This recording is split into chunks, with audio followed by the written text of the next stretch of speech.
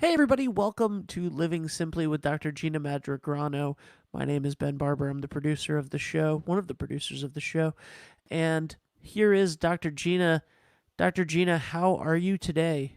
I'm doing good, Ben. And how about you? I'm doing wonderful. What's funny is that we've started the podcast like that for a year, and you've always said it kind of sounds a little disingenuous because it's not, like we've been talking beforehand and stuff. Now it's live. Yeah. So it's really real. And let's bring on your co-host for the show, Crystal. Hey Crystal Tubbs, who doesn't feel like putting her last name into the display name category. I will next time. I'm sorry. So thank you very much for that, Crystal. Um okay, so how are you, Crystal? Good. I'm doing good. And I have to take a moment to say that I love the new graphic for the show. Oh, hey, Yeah. thanks. Yeah. I made that 5 minutes ago. Nice. And Well so done. today, thanks. So today we're talking about creating a daily schedule to stay sane during COVID-19. So obviously, all of us have been sort of cooped up in the house or wherever we may have been when we got here 2 months ago. And today we're talking about how to stay sane. So, is it the 11th? Yeah. Yeah. So it's like 2 months exactly since the world exploded, basically, here in America at least. So yeah, how did you guys come up with this topic for today's episode first? Well, we had our last podcast and we mentioned schedule in there, and Crystal was like, "Yeah, I think we need to talk about that." And I agree with her because I'm still struggling with it. Friends of mine are still struggling with it. So I thought she had a great idea.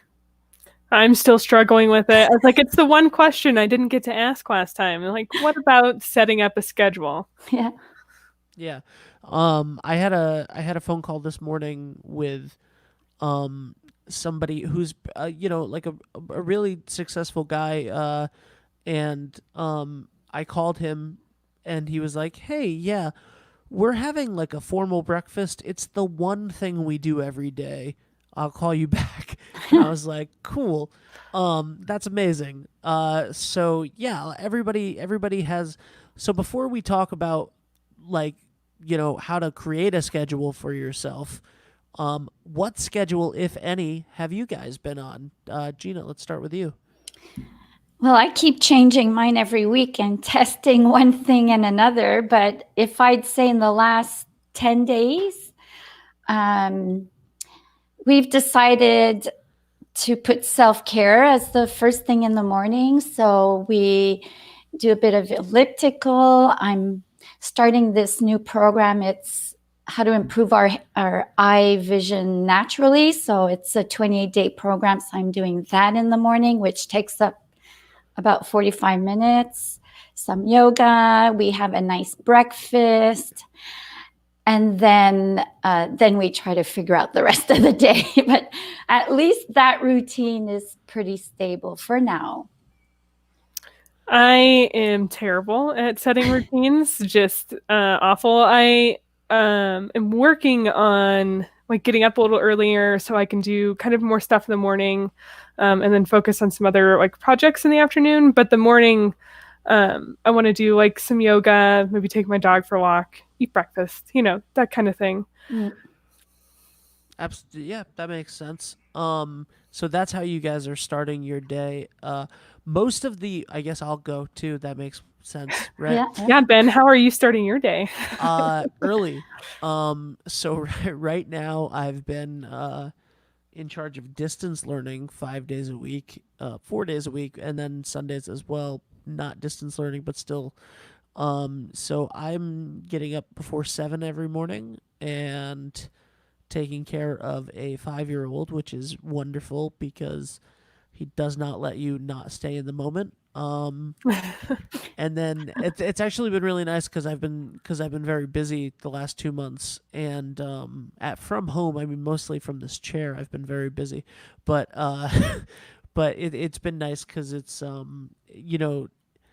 I would maybe want to sleep in till 9 or 10, if not for that, and that's been a really nice reason to get up every morning and get going, and you know, make sure that he has breakfast, and not, I mean, it's nice. So that's kind of how I've been starting my day.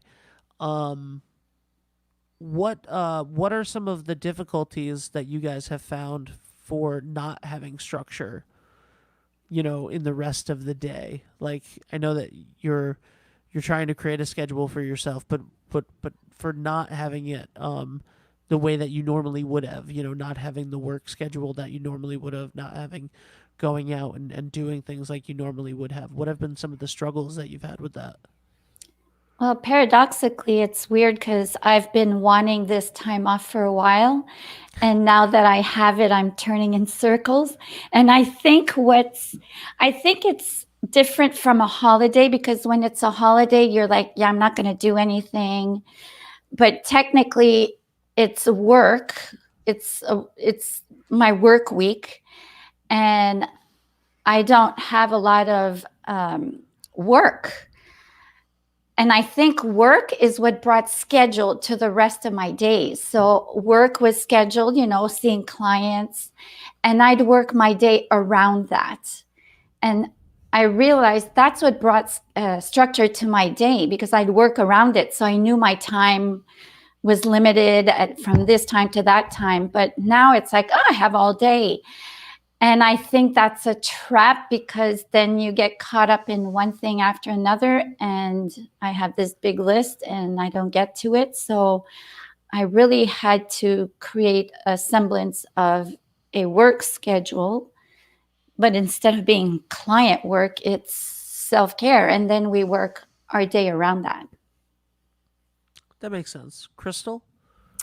So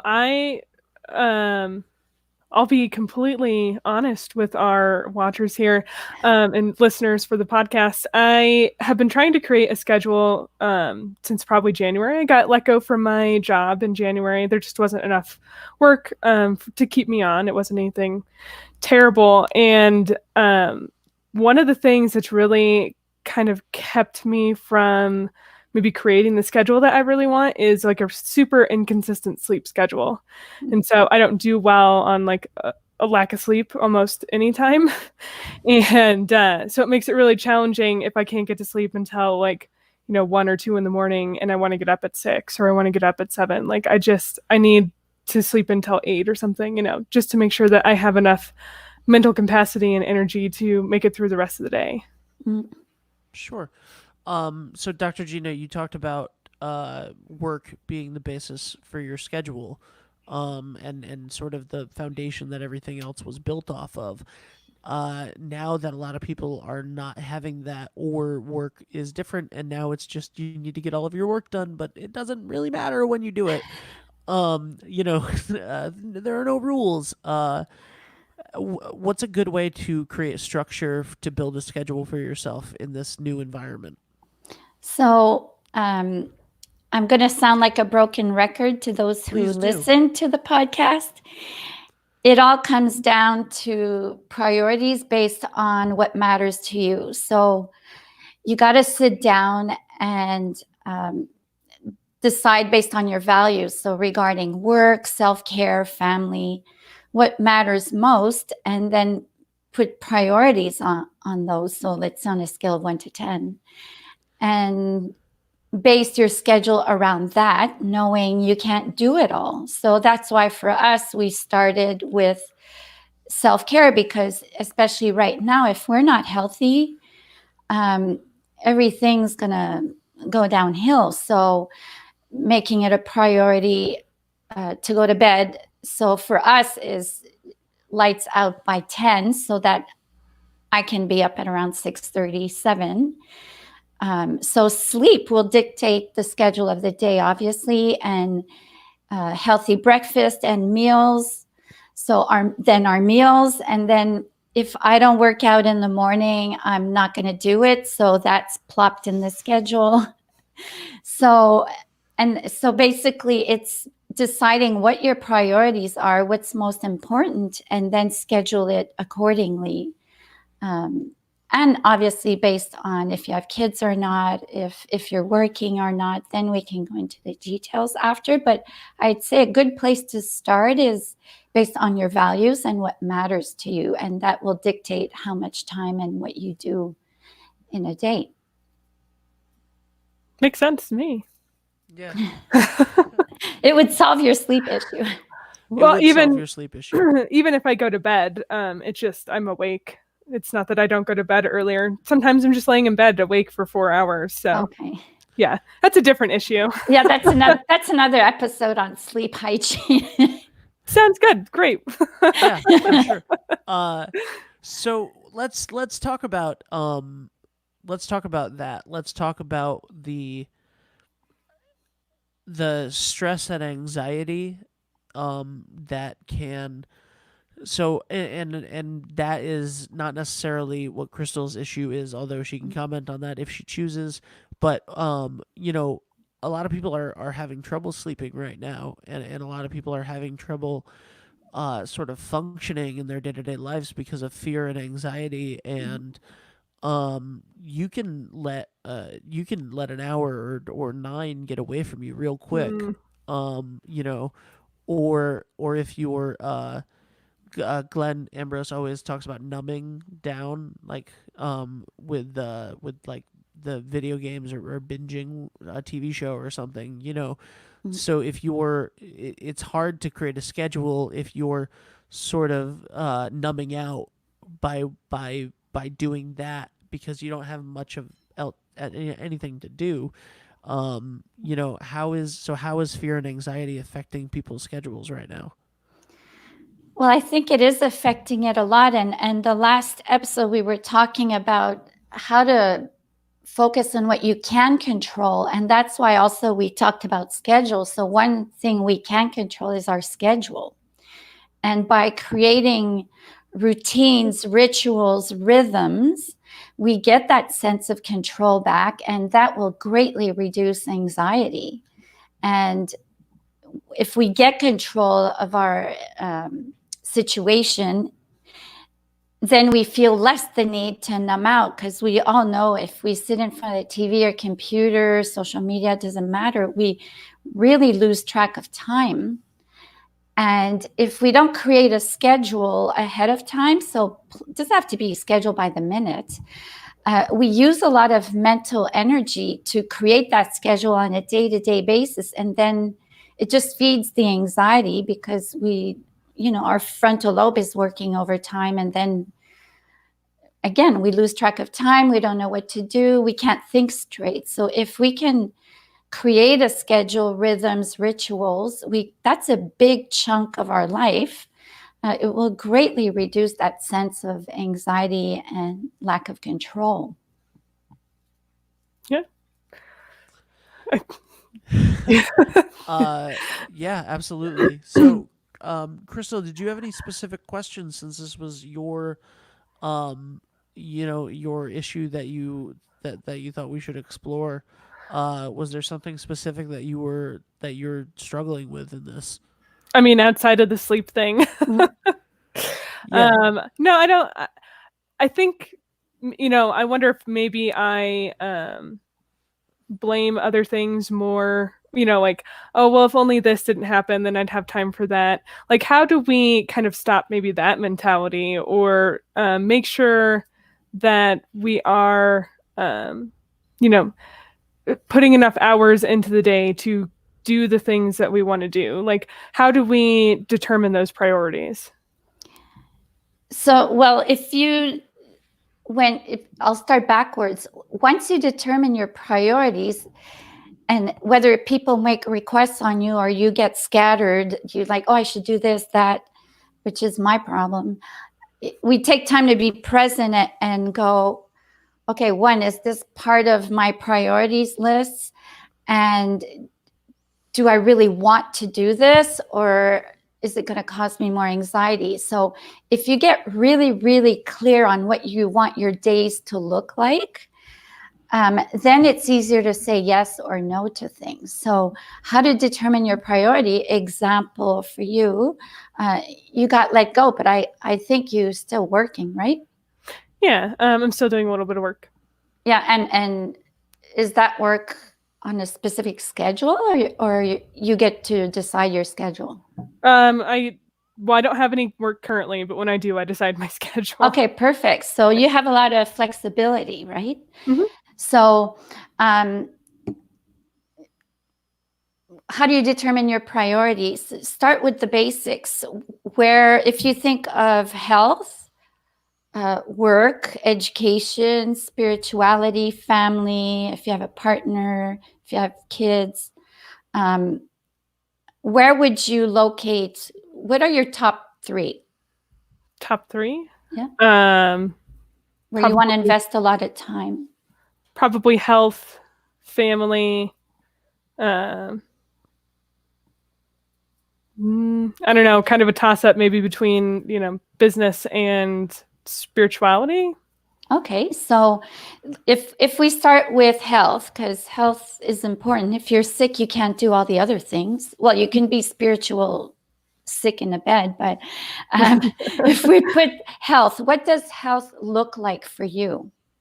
What does it mean for you to be healthy? Oh, And actions, basically. I'm able to do the things I want to do when I want to do them. Like I have a lot of family members who like can't go hiking or can barely walk down the street basically, and I'm like, that's not the kind of health I want to have in the future. So how do you want to stay healthy behavior-wise? So if we think of, there's food, sleep, so nutrition, sleep, and exercise. So sleep, how many hours do you want? Like 7, 8 hours? Yeah, I like assume. 8, Okay, 8 hours. so you're going to determine, they say before midnight is good sleep. So let's say you pick a time you want to go to sleep, so you have your 7, 8 hours of sleep.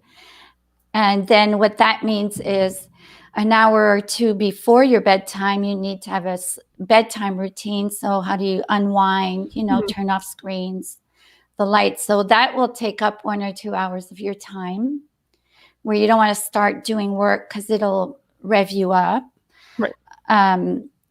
So let's say moving. What kind of movement, whether it's exercise, yoga, running, walking? Probably, well, yoga. I like yoga a lot. Making sure to walk my dogs. I like hiking. So then you can determine, let's say you like hiking. How many times a week do you want to do that? At least once a week. I don't live like super close to the mountains. Like, so you could schedule that. Let's speculate. You schedule hiking Sundays because it's your day off. If your health matters to you, you're going to determine how many days a week you want to work out. So there's the yoga that's good for stretching, for being present. Will that be your main form of exercise? Yoga? The other days of the week? Yeah. Probably yoga and walking my dog. Okay, so again, walking your dog. Do you want to walk your dog once a day, twice a day, 3 times? Once a day. Okay, so then you're going to determine when in the day you want to walk your dog and for how long. So you'll schedule that in your routine, right? So you've got walking every day, yoga, you'll determine how many days a week. So if you can plug those into your week at specific times, it doesn't have to be the same time every day, but you schedule them and then you stick to it the way you would stick to a medical appointment. And then you work your other stuff around those things. So then you determine spirituality. What is spirituality for you? What does it look like? Is it about organized religion, like going to church or a synagogue? Is it about reading? Is it about meditating? Is it about walking in nature? So the way you'll determine your values is, how do your values look like in behaviors? And then how do you want to schedule those behaviors or include them in your life? So I say schedule, but it doesn't have to be, everyone's rigid. Yeah, exactly. It doesn't have to be rigid. You're like, as long as I do it today, well, one day you could do it at 6, the other day at noon, at 1, midnight, doesn't matter. But your values determine your priorities. And if you get clear on the behaviors these values require, then you'll have a better idea of the time commitment that you need. So if the mountain is far away and it's an hour drive, you might not be able to do that every day. So that will determine the frequency. Right. And then same with family. You said family matters. So how do you want to connect with family? Is it over the phone, in person? You know, even if you're social distancing, are you going to meet up somewhere? So the time it's going to require, how many times a week you want to do that. Then it gives you some direction on where you want to, what kind of choices you want to make on a day-to-day basis. Does it make sense? Yeah. I've never thought about it that specifically, so that's probably one of the reasons I wasn't doing very well. Yeah, when it's vague, it's hard to get direction because we don't know where we're headed, right? It's like on a map. You pick a town and you're headed towards that town. There are many roads to that town, but you know, if you fly, you drive, you walk, you bike. Right. So it's the same. If you get really clear on the values and the behaviors that will allow these values to be manifested, then it will bring a lot more clarity on how to organize your schedule. Right. Makes sense. And also, as far as organizing goes, you know, the cliche, what gets measured gets managed. You know, if you're taking into account how much time, what your priorities are, how much time you have for things, and what you want. You know, I have a friend who constantly has talked about, you know, non-COVID times, has talked about like, I don't have time for this, or stressed about the time, or you know, stressed about the time with loved ones. And I was like, you know, you have, let's do the math on this, and let's do the math for everybody right now. So there's 24 hours in a day, and there's 7 days a week. That's 168 hours. Okay. Now, if you work 40 hours a week, that's 128 hours. Now, if you sleep 8 hours a day, 8 times 7 is 56. 128 minus 56 is 72 hours. So there's 72 hours a week that you're not sleeping and you're not working. And that's more time than you either sleep or work. Right. Is the extra time. What you do with that extra time is what you make a priority of. You know? So when you're looking at a schedule and you're looking at something, yeah, you got to grocery shop, that's going to take a couple hours a week. You have to make food, that's going to take a couple hours a week. You have to decide what you want to do, you know? Like if you don't want to spend time with friends, you're not going to be making time to spend time with friends. Right. If that's something that's a priority, then you're going to put that on your schedule. And schedules don't need to be strict and rigid completely, but if you're having an issue with it and you know it's a problem for you, then taking account of that 72 hours in your week that isn't sleep and isn't work and is really your time to do with whatever the hell you want, you know, then really it's about what you want to do and what you're willing to prioritize and what you value.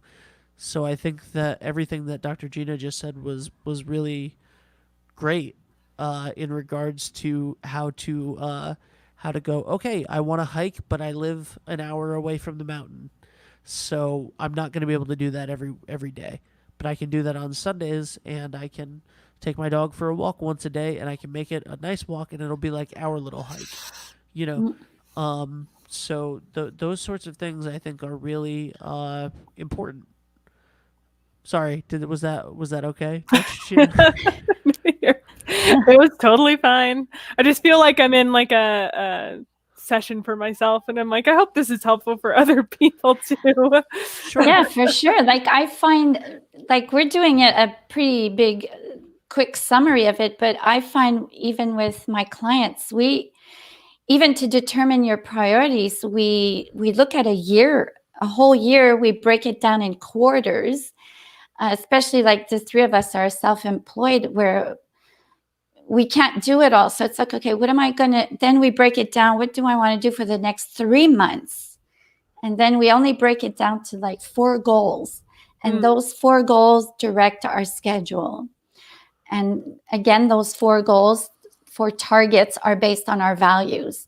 So if you have a big picture of the year, what you want to accomplish this year, and then you break it down, and then you break it down for the week. So we break it down, down, then you get more clarity. So for someone who really doesn't know, we do that big process together. Absolutely. Yeah. So let's talk about non-COVID times. So obviously the subject of this was how to create a schedule during this time during the pandemic, but I mean all of the same rules apply, right? Outside of this, like my entire spiel a minute ago was it doesn't matter if there's if you're not working 40 hours a week, then you don't have 72 hours. You have 112 hours to do whatever you want to do. What are you doing with that time? Yeah, the only thing that's different now, it's not because it's COVID, it's because suddenly our regular life has changed. So it's adapting to change and readjusting our schedule, but the rules apply whether it's COVID or not. Like you said, it's the same thing. It's just, okay, I need to turn around now. What do I do? No different than people who were single and suddenly they're married. They have to readjust their life, or suddenly they have a child. So our life is a constant of change, except this one we didn't choose. And we've had to turn around and adjust. So this one was not in our control, whereas other times it is. But it's no different if you get laid off, if someone gets sick, someone dies. Suddenly our priorities change and we have to shuffle things around. Absolutely. So Dr. Gina, you recently teamed up with our good friend Glenn Ambrose to come up with Peace in a Pandemic, Navigating Your Way Through the COVID-19 Crisis, an 8-part series. So this is a course that can be found at your website. And can you tell us a little bit about Peace in a Pandemic? Yeah, so there's 8 video lessons in there with myself and Glenn, who's international life coach. And we cover a whole bunch of topics: how to cope with the anxiety and the fear. There's spirituality, adjusting to the situation, and a whole bunch of other topics that apply again to the pandemic, but strategies will prove useful even after this is over. So that's the beauty of this course, is it's evergreen and people can still use the strategies even after the pandemic is over.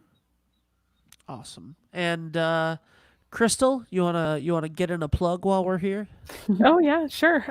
So my company is Brave and Bold Writer, and right now I'm helping companies kind of transition to a more online space, whether that's a shop to sell your goods or just a website so people can find you.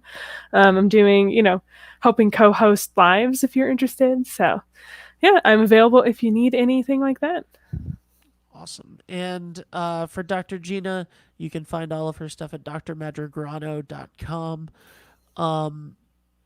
Gina, if people want to contact you, what do you usually talk to them about? What are some of the things that you deal with now online, and moving to this sort of telehealth version of healthcare with a lot of and mental health, talking to patients via Zoom and other sort of encrypted things like that.